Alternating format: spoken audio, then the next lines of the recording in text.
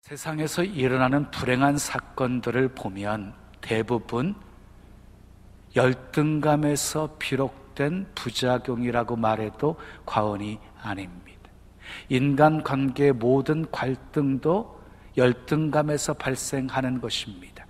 사람은 자존심 건드리면 폭발하게 되어 있습니다. 여러분, 열등감이 무엇입니까? 열등감은 자신이 다른 사람보다 부족하거나 뒤처져 있다고 생각해서 자기 자신을 낮추어 평가하는 감정을 열등감이라고 합니다. 동창회 모임에 어떤 사람들이 잘 참석하지요? 잘 나가는 사람이 잘 참석합니다. 자랑하기 위해서지요. 근데 아내가 어느 날 동창회 갔다 오더니 막 신경질을 부립니다. 이유가 무엇인 줄 아십니까? 자기보다 못났던 친구가 신랑 잘 만나가지고 잘 사는 것을 보았기 때문입니다. 비교가 이렇게 무서운 것입니다. 여러분, 지옥이라는 곳은 정말 큰 고통이 있는 곳이지요. 그곳에는 불이 있기 때문에 뜨거워서 사람들이 소금 치듯함을 받는 곳이라고 했어요. 그러니까 얼마나 고통스러운 곳이에요? 그런데 지옥이 더 고통스러운 것은요, 지옥에서 천국이 보인다는 거예요. 여러분, 비교만큼 이 무서운 것이 없어요. 그런데 열등감은 대부분 남이 심어주는 것입니다. 그래서 자랄 때 환경이 중요한 것이지요. 부모들이 자녀들을 혼낼 때 비교해서 혼내는 경우가 많지요. 네 형 좀 봐라. 네 형 반만 닮아라. 너는 왜 그 모양이니? 네 누나 좀 봐라. 공부하라고 말 한마디 하지 않았는데도 1등인데 너는 항상 왜 그 모양이니? 너는 어떻게 된 인간이니? 이렇게 책망을 듣고 자란 아이들은요, 남들보다 자기가 열등한 존재라고 생각을 합니다. 그러나 칭찬을 듣고 자란 아이들은요, 자신감이 충만합니다. 자녀들 많이 칭찬해 주세요. 부모들 크게 아멘. 세상에 열등감 없는 사람은 한 사람도 없습니다. 사람들은 생각하기를 좀 부족하고 다른 사람보다 좀 뒤처지는 사람들이 열등감이 많을 거라고 생각하죠. 그렇지 않아요. 대통령도 열등감이 있고요, 교수에게도 열등감이 있어요. 여러분, 얼굴이 잘생기고 이쁜 사람들은요, 외모에 대한 열등감이 있어요. 여러분, 성형외과에서 성형수술하는 사람들 보면은 못생긴 사람들이 성형수술하는 것이 아니라요, 그만하면 괜찮은데 수술하는 사람들이 대부분이래요. 여러분, 지능이 떨어져서 정상적으로 판단하지 못하는 사람이 자살하는 경우를 보셨습니까? 그만하면 됐다 싶은데 다른 사람에 비해서는 정말 행복할 것이라고 생각하는데 열등감이 병이 되어서 극복하지 못하고 극단적인 선택을 하는 사람들을 보게 되어지지요. 요셉의 형들이요, 요셉을 노예로 팔았어요. 그 원인은 열등감 때문이었어요. 열등감. 아버지가 요셉만 사랑하기에 요셉이 아버지의 사랑을 독차지하고 있어서 우리는 사랑을 받지 못한다는 그 열등감이 있었어요. 그 열등감을 극복하지 못했기에 사고를 치게 되어진 것이에요. 여러분, 성공한 사람들을 보시면은요, 한결같이 열등감을 극복하고 오히려 열등감을 축복의 기회로 삼고 자기 발전의 기회로 삼았던 사람들이 성공했어요. 단테는 베아트리체라는 유명한 미인을 보고 한눈에 반해버려요.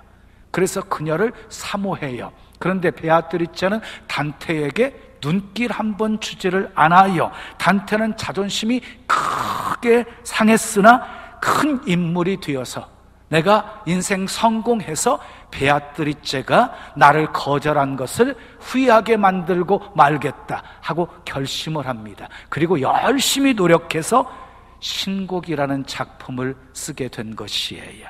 소아마비를 앓은 루즈벨트 대통령을 누가 장애인이라고 기억하는 사람 있겠습니까? 미국의 가장 위대한 경제 대통령으로 기억하고 있지요. 아브라함 링컨 대통령을 초등학교도 졸업하지 못한 무학자로 기억하고 있는 사람 없습니다. 흑인을 해방시킨 위대한 대통령으로 기억하고 있지요. 에디슨, 아인슈타인을 지능이 발달하지 못한 지진아로 기억하는 사람은 아무도 없습니다. 최대의 과학자요, 발명자로 기억하고 있지요. 그들은 모두 열등감을 극복한 사람들이었습니다. 모세는 날 때부터요, 외모가 준수하고 잘생겼어요. 거기다가 바로 왕의 공주의 양자로 들어가서 애굽 궁중에서 최고의 교육을 받습니다.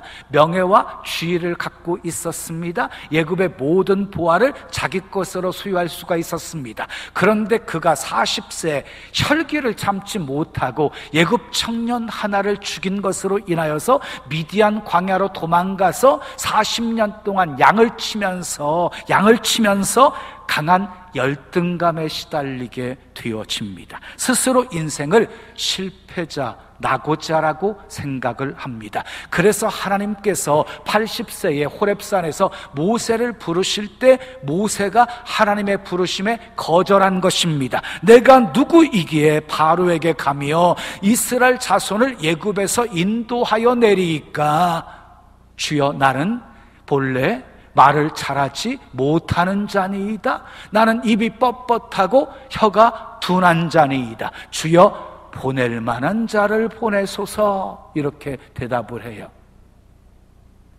모세의 고백은 겸손함에서 나온 고백이 아니었어요. 열등감에서 나온 고백이었어요. 모세는 지금 누구를 바라보고 있습니까? 하나님을 바라보고 있는 것이 아니라 자기 자신을 바라본 것이에요. 자기 자신을 바라보니까 아무것도 할 수 없는 무능력자라고 생각을 했기 때문인 것이에요. 여러분, 무엇이 겸손입니까? 주님이 부르실 때 뒤로 빼는 것이 겸손이 아닙니다. 주님이 부르실 때 하나님을 절대적으로 신뢰하는 믿음을 가지고 마리아처럼 주의 여종이오니 말씀대로 내게 이루어지이다, 하나님의 말씀을 믿음으로 받아들이는 고백을 하는 것이 겸손입니다. 제가 여러분들에게 질문 하나 하겠어요? 사탄에게도 열등감이 있을까요, 없을까요? 사탄도 열등감이 있었어요. 열등감 때문에 하나님의 보좌를 넘보다가 쫓겨나게 되어진 것이에요. 사탄은 원래 천사 루시퍼였거든요. 천사장이었어요. 하나님을 찬양하는 그 막중한 직무를 맡은 천사장이 그 직분에 감사하지 못하고 불평할 때 넘어지게 되어진 것이에요. 근데 쫓겨나서 이 땅에 내려와 보니까 아담과 하와가 하나님과 좋은 관계 속에서 너무너무 행복하게 지내는 거예요. 그 꼴을 보지 못한 이 사탄이 하와를 유혹해서 하와가 결국 넘어지게 되어졌어요. 그때 사탄이 하와를 유혹하면서 던진 말이 이것입니다. 너희가 그것을 먹는 날에는 너희 눈이 밝아져 하나님과 같이 되어 선악을 알 줄을 하나님이 아심이니라. 얼마나 기가 막힌 말입니까? 하나님과 같이 되어, 이 말은요, 열등감을 가진 사탄이 하나님과 같이 되려고 했던 것처럼 하와에게도 그렇게 하라고 유혹을 한 것이에요. 그러니까 사단은 자신이 가진 그 열등감을 인간을 공격하고 넘어뜨리는데 사용하고 있는 것입니다. 그러므로 우리는 열등감에 계속 빠져 있으면 사탄을 기쁘게 하는 것입니다. 빨리 열등감에서 자유해지셔야 합니다. 아멘.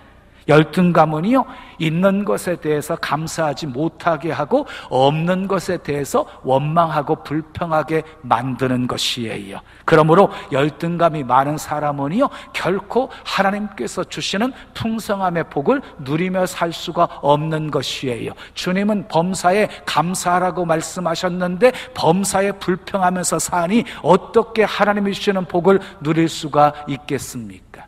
그러면 어떻게 해야 열등감을 자존감으로 바꿀 수 있을까요? 어떻게 열등감을 자존감으로 바꿀 수 있을까요? 첫째, 따라하세요. 비교의식을 창조의식으로 바꿔야 합니다. 비교의식을 창조의식으로 바꿔야 열등감을 극복할 수 있어요. 여러분, 작품과 상품의 차이가 무엇인 줄 아세요? 작품, 상품, 분명한 차이가 있지요. 상품은요, 찍어내는 거예요. 그래서 다 똑같아요. 다 똑같아요. 그래서 상품의 속성은요, 비교 대상이 되는 거예요. 자, 여기 세 종류의 화장품이 있습니다. A 화장품, B 화장품, C 화장품이 있어요. 가격이 똑같다고 한다면 여러분들은 어떤 제품을 구입하시겠습니까? 품질이 좋은 제품, 가장 품질이 좋은 제품을 구입하시겠지요. 그런데요, 똑같은 A 화장품을 여기서는 2만 원에 팔고 여기서는 3만 원에, 여기서는 4만 원에 판다. 그러면 어디서 구입하시겠습니까? 두말할 것 없이 싸게 파는 곳에서 구입하실 것입니다. 이렇게 상품은 비교 대상이 되는 것입니다. 그러나 작품은 어떻습니까? 작품의 속성은 비교 대상이 아닙니다.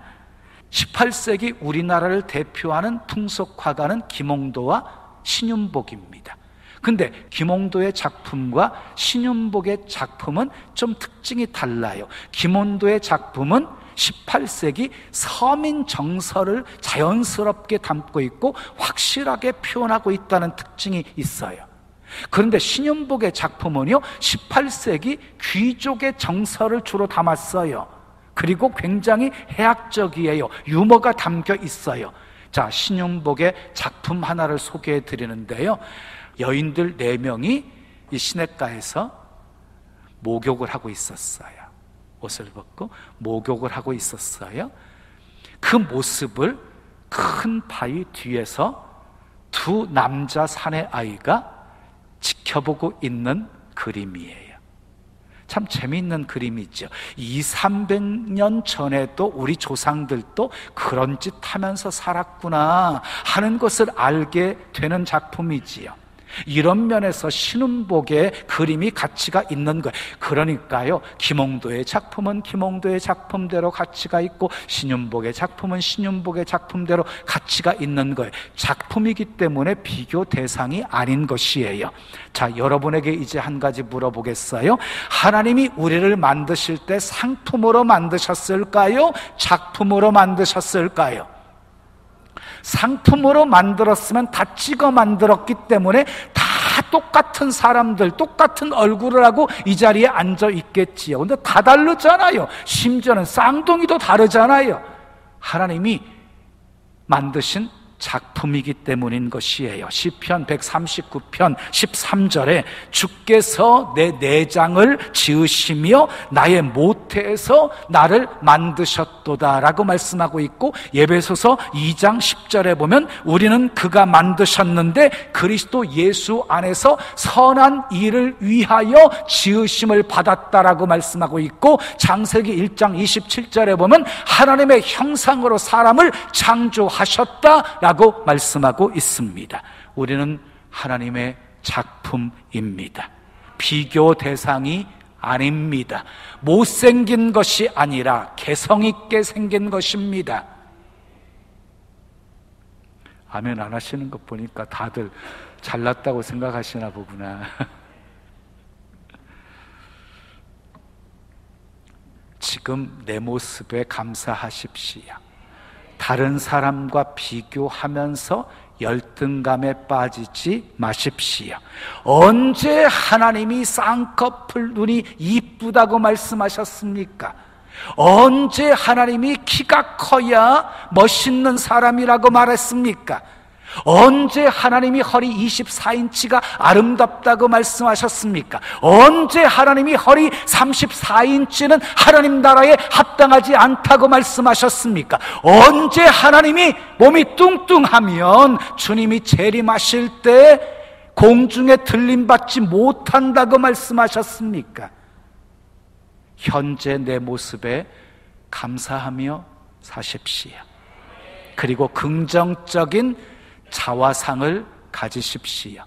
저를 따라서 고백해 보십시오. 두 손을 이렇게 가슴에 모으시고 따라합니다. 나는 하나님의 작품이다. 나는 하나님의 형상대로 지음받았다. 나는 하나님의 자녀이다. 하나님은 나를 사랑하신다. 하나님은 항상 내 편이시다. 하나님은 늘 나와 함께 하신다. 하나님은 나를 통해 영광 받으실 큰 계획을 세우셨다. 믿으시면 크게 아멘 하십시오. 레나 마리아를 잘 아시지요? 스웨덴에서 출생한 여인이었어요. 태어나면서부터요, 양쪽 두 팔이 없어요. 여기서부터 없어요. 여기서부터. 그리고 한쪽 다리만 성하고요, 한쪽 다리는요 굉장히 짧은 다리로 태어났어요. 그럼에도 불구하고 자기 삶에 최선을 다해요. 그래서 장애인 세계 올림픽에 출전해서 수영 부분에서 금메달을 4번이나 타요. 4번이나. 그녀가 수영하는 모습을 보면은요, 두 팔도 없잖아요. 한쪽 다리도 거의 없잖아요. 예? 그러니까 한쪽 다리하고 몸을 가지고 수영하는 모습은요 정말 신기할 정도예요. 십자수, 피아노, 요리, 운전에 이르기까지 못하는 것이 없어요. 음악을 전공한 후에는요 가스펠 가수가 되어가지고 전 세계를 돌아다니면서 하나님을 찬양하면서 영광을 돌리고 있어요. 누군가가 그녀에게 이렇게 물었습니다. 당신은 불구의 몸을 가지고 있으면서도 어떻게 그렇게 맑고 명랑하게 살 수 있습니까? 레나 마리아의 대답은 간단했습니다. 박지 않을 이유가 없으니까요. 그리고 그녀는 모든 사람은 동등한 가치를 가지고 태어났다라고 말합니다. 사랑하는 여러분, 다른 사람과 비교해서 자신을 비하하지 마십시오. 나는 나입니다. 나는 하나님의 작품입니다. 비교 의식을 버리고 창조 의식을 가지십시오. 두 번째 따라요. 약할 때 강하게 하시는 하나님을 믿어야 합니다. 그래야 열등감을 자존감으로 바꿀 수가 있어요. 오늘 본문 26절에서 29절까지 말씀 함께 읽어요. 시작. 형제들아, 너희를 부르심을 보라. 육체를 따라 지혜로운 자가 많지 아니하며 능한 자가 많지 아니하며 문벌 좋은 자가 많지 아니하도다. 그러나 하나님께서 세상에 미련한 것들을 택하사 지혜 있는 자들을 부끄럽게 하려 하시고 세상에 약한 것들을 택하사 강한 것들을 부끄럽게 하려 하시며 하나님께서 세상에 천한 것들과 멸시받는 것들과 없는 것들을 택하사 있는 것들을 폐하려 하시나니 이는 아무 육체도 하나님 앞에서 자랑하지 못하게 하려 하심이라 그랬어요. 이 세상에서 가장 행복한 사람은 누구일까요? 하나님께 쓰임받는 사람입니다. 그러면 하나님은 어떤 사람을 쓰실까요? 어떤 사람을 쓰실까요? 세상은 능력 있는 사람을 쓰는데 하나님은 선택받은 사람을 쓰십니다. 그러면 하나님은 어떤 사람을 선택하기를 기뻐하시는가요? 세상에 미련한 자들을 택하셔서 지혜 있는 자들을 부끄럽게 하려 하시고 약한 자들을 택하셔서 강한 자들을 부끄럽게 하시고 세상에 천한 것들, 멸시받는 것들, 없는 것들을 택해서 있는 것들을 폐하시려고 하신대요. 그렇게 하시는 이유는 누구도 자랑하지 못하게 하려 하심이래요. 어떻습니까? 우리에게도 희망이 있지 않습니까? 하나님께 쓰임받은 인물들을 생각해 보십시오. 우리와 똑같은 사람들이었습니다. 그런데 하나님께서 그들을 선택하시고 위대하게 만들어 쓰셨습니다. 하나님의 약속을 기다리지 못하고 하갈을 취해서 이스마엘을 낳았던 아브라함도 쓰셨습니다. 사기꾼이었던 야곱도 쓰셨습니다. 불순종하고 도망친 요나도 쓰셨습니다. 못하겠다고 계속해서 거부하는 모세도 쓰셨습니다. 작은 계집종 아이 앞에서 예수님 3번씩이나 모른다고 부인했던 베드로도 쓰셨습니다. 하나님은 부족한 자들을 쓰십니다. 잘못했을지라도 회개하는 자들을 쓰십니다. 그래서 이런 비밀을 잘 알고 있었던 사도 바울은 오히려 약한 것들과 능력과 궁핍과 핍박과 곤란을 더 기뻐한다고 고백했습니다. 자기가 약할 때 주님의 능력이 머무르는 것을 알았기 때문이었습니다. 기독교 역사를 보면 다 약할 때 쓰임 받았어요. 여러분, 유럽사에서 성경책 다음으로 많이 팔리고 익히는 책이 있어요. 철로역정입니다. 철로역정은 누가 썼습니까? 존 버넌이 썼습니다. 어디서 썼습니까? 감옥에서 썼습니다. 12년 동안 감옥에 갇혀 있는 동안 가장 약해졌을 때 멋진 작품을 쓴 것입니다. 밀턴이 쓴 신라권도요, 밀턴이 실명이 되었을 때 쓴 작품이었고요, 베토벤 9번 교향곡도 이 베토벤의 귀가 먹어서 들리지 않았을 때 전적으로 하나님을 의지하면서 만들어낸 작품이었습니다.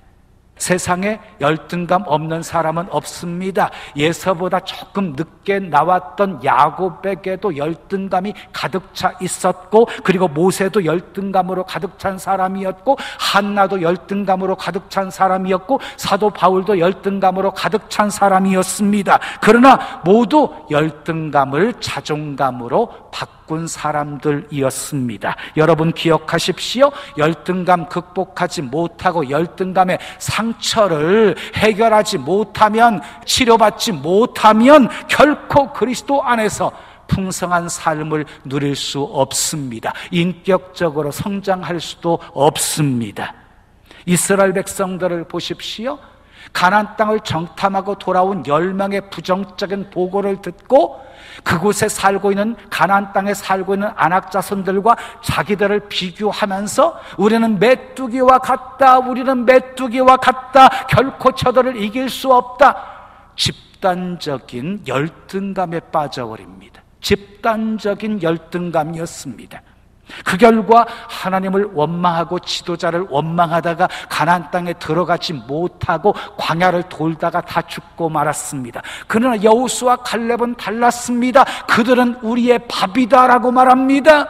하나님이 우리와 함께 하시고 하나님이 우리를 위하시니 반드시 이길 수 있다라고 말합니다. 비교의식을 창조의식으로 바꾼 것입니다. 약할 때 강하게 하시는 하나님을 믿은 것입니다.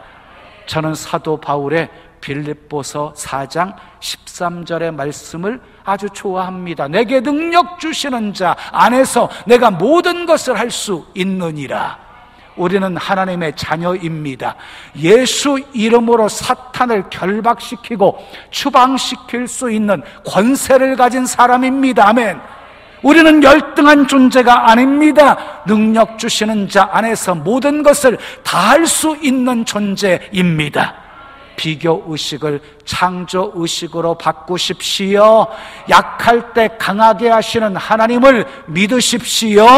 여러분 모두 열등감을 자존감으로 바꾸어 하나님의 자녀답게 당당하게 사시고, 아멘, 영적 싸움에서 늘 승리하시고 하나님의 영광을 위해 사도 바울처럼 멋지게 쓰임 받으시기를 예수님의 이름으로 축원합니다. 축원합니다.